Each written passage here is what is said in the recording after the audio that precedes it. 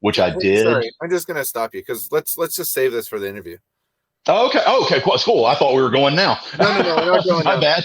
Yeah.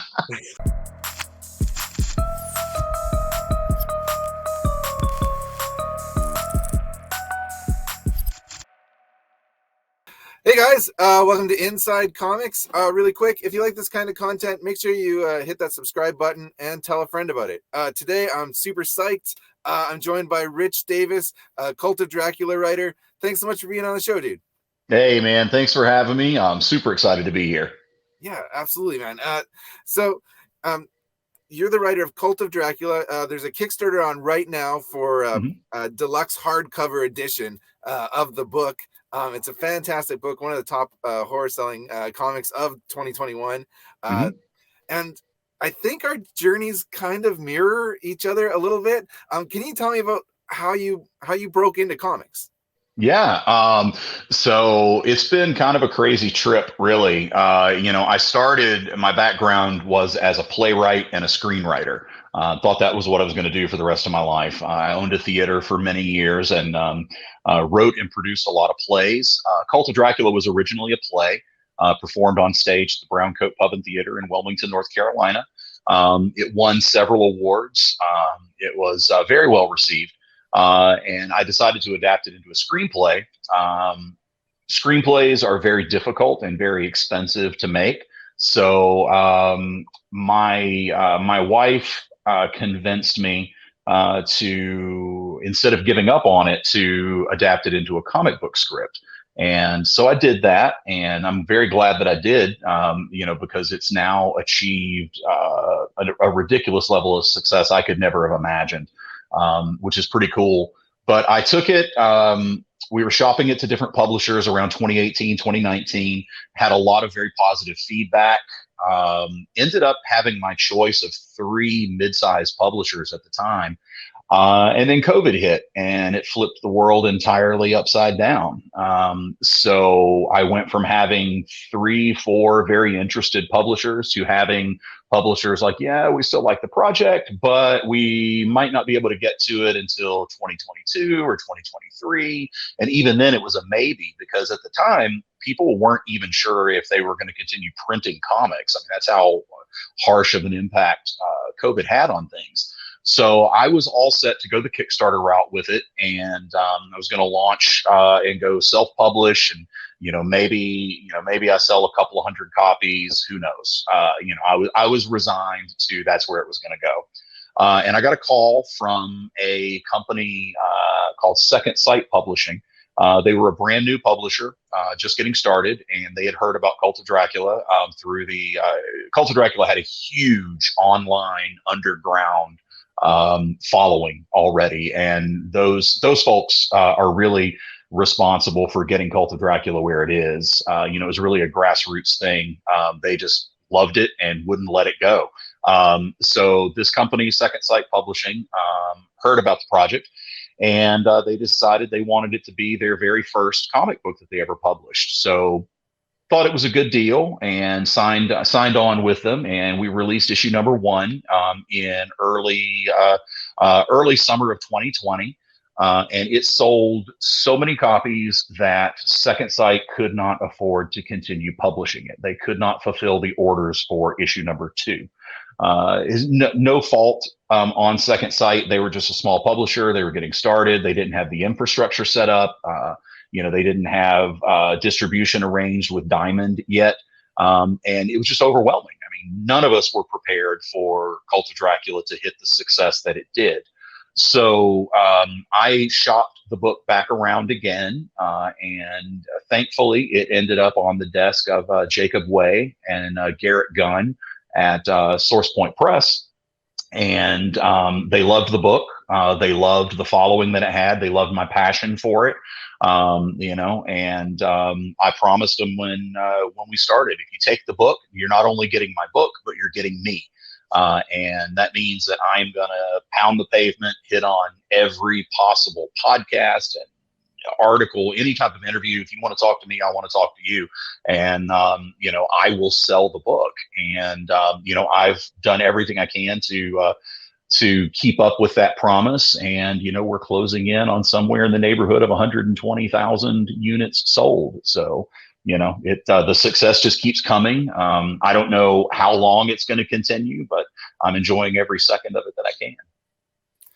Wow, dude! Congrats. Those are huge numbers, man. Good for you. Oh, thanks, man. Yeah, it's crazy. Every issue of the book keeps selling out at Diamond. I mean, issues 1 through 6 all sold out. And now we've got the trade paperback coming out in October. I think FOC is actually today. It's either today or tomorrow for FOC.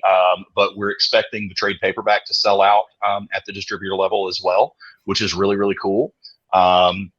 And yeah, we've got the premium hardcover edition on Kickstarter, which is really kind of cool because this is now my first ever Kickstarter. I never actually did one, because Second Sight picked the book up before I went the Kickstarter route. So it's been a really cool experience to see people, hopping on there and backing the project. And yeah, it's been really awesome. Yeah. So for myself, I self-funded my project and then hit the pavement with it and doing cons. And I was a little bit sidetracked a bit by COVID too. And I think our timelines are almost identical, 2018, 2019, and then 2020 happens. And but that sure threw a monkey wrench in a lot of people's yes, plans. it did, man. Yeah, when I say the world flipped upside down, that's really what it felt like. I mean, everything just changed, in a span of a couple of weeks. When Diamond decided that they weren't going to ship new comics, I think that kind of caught the whole industry off guard. It certainly caught me off guard. Yeah, man, a lot of people sadly gave up on their projects around that time. I'm glad that you didn't, and I'm glad that I didn't, because we wouldn't be here talking today if we did. And so, what kind of gave you like the chutzpah to really decide to go and self-fund your own book? And so, did you do all 6 issues before a publishing deal or anything? Just making it happen?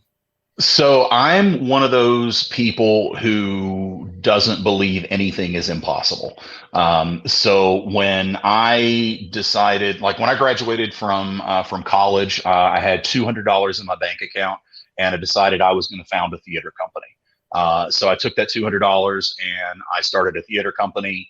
And within about 4 years, we had moved into our own theater space. Where we operated for about 10 years.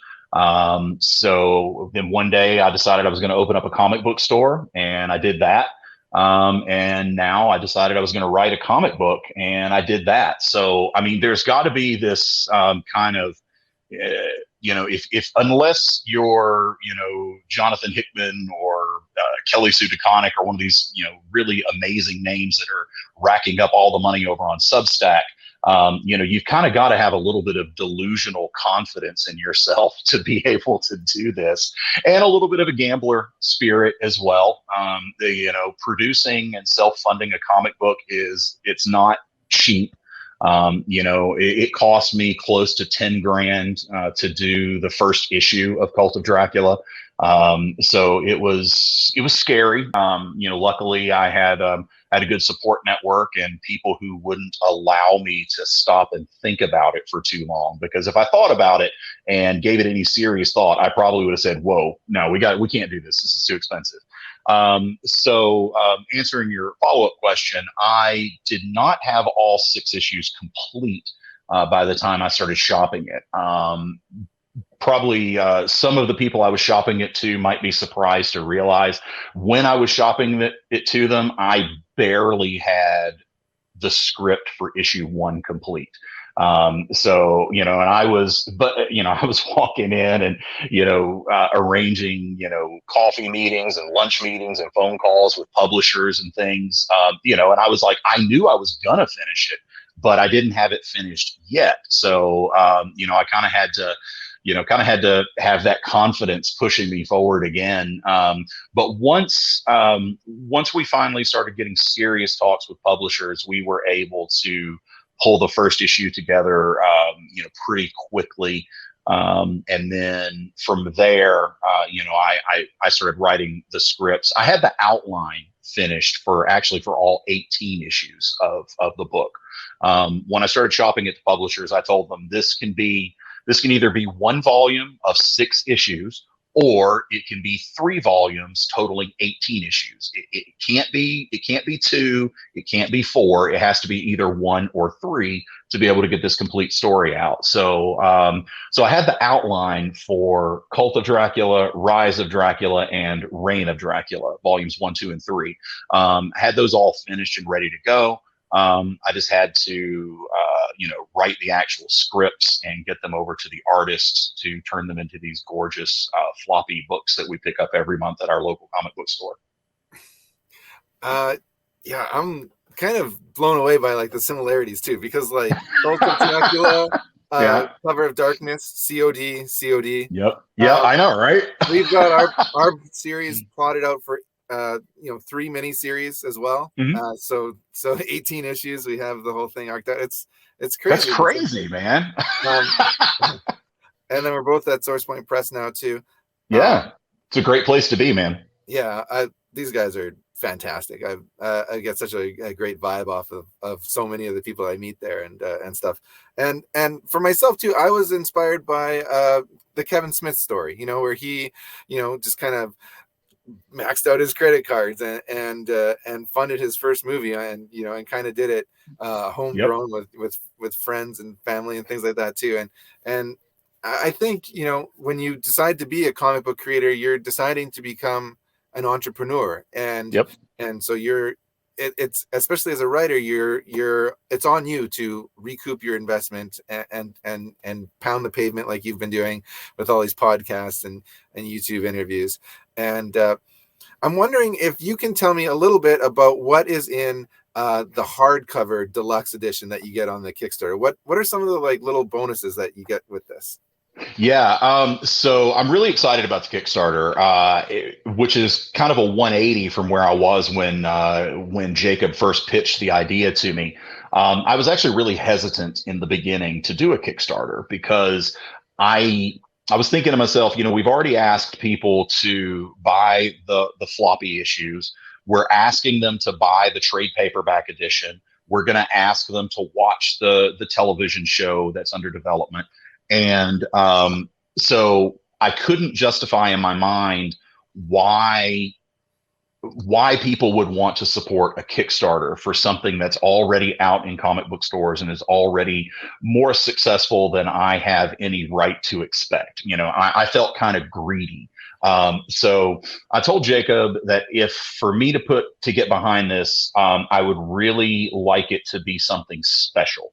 It has to be something that provides a value to the customer that they're not already getting. So Jacob and Garrett Gunn kind of put their heads together and came up with this incredible project idea to do a premium hardcover edition. So right out of the bat, it's going to be the premium library style edition hardcover. So this is going to be something that you're going to be very proud to put out on your coffee table or to put up on your bookshelf. It's going to look really good in your collection. Jacob's promised me that it's going to be made with the highest quality materials using the most advanced printing techniques possible. And when we hit one of our stretch goals, we're actually going to do it in a leather bound edition, which I'm super excited about. Because I think that's really awesome. So right off the bat, just the quality of the book is incredible. It's more than you can expect to find at just Barnes and Noble or wherever, or your comic book shop, wherever you shop for graphic novels and trades. But beyond that, we're adding a lot of new content to it as well. A lot of folks over the last year and a half, they hit me up about, how to write a comic book script, because it's not real easy to find, a how-to guide. There's no like wiki how out there for writing a comic book script. So one of the stretch goals that we're going to do is we're going to include all 6 of my original scripts in the book. So you'll be able to read the book and then go and look at the script pages and kind of see what made it and what got cut out, things like that, which I'm really excited about that, to share those with people. because it's sometimes difficult in the comic book world. It's sometimes difficult to notice exactly what the writer does for a story. The art definitely gets front and center, top billing. So I've had some people in interviews and reviews that have said, what did Rich Davis actually do with this script? I mean, it's all Puis Calzada's art. And I'm like, well, yes, it is, and Puis deserves, all of the credit that he's getting because his art is gorgeous. But there's a lot more work that goes into it on the writer's end as well. So being able to include the scripts in the premium hardcover edition, I think, is really cool. It'll allow people to see really how the sausage is made. So I'm excited about that. We're also going to include a cover gallery in the back that's going to feature all of the gorgeous covers that we used for all 6 issues of Cult of Dracula. If you guys have heard of the book, if you've been following it, you know that the cover art is some of the most beautiful horror art I've ever seen. So we're going to be able to include all of that in there. So the book is really going to be a premium product that that I think really delivers value to the consumer. Yeah, your covers are gorgeous. I would be surprised if you don't get some nominations for best covers. Absolutely. I hope so. That would be super cool. It's kind of strange, to think about.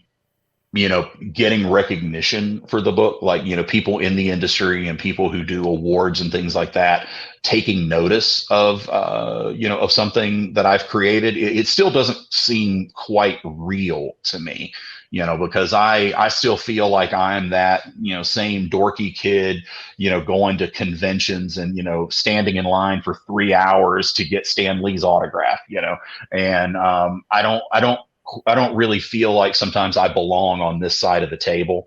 So when your peers in the industry start to take notice like that, it's a cool feeling. It's also a humbling feeling. I don't know about awards yet for Cult of Dracula, but I hope it gets nominated for 1 or 2. So Rich Davis, I want to thank you for being on Inside Comics. In the description for this video, I've included links to the Kickstarter, to your social media. So guys out there watching this, and girls watching this video, go out and back Cult of Dracula on Kickstarter and follow Rich Davis wherever he's at. Thanks again, dude, and we'll catch you next time on Inside Comics. Absolutely. Thanks for having me, man. Right on. Peace.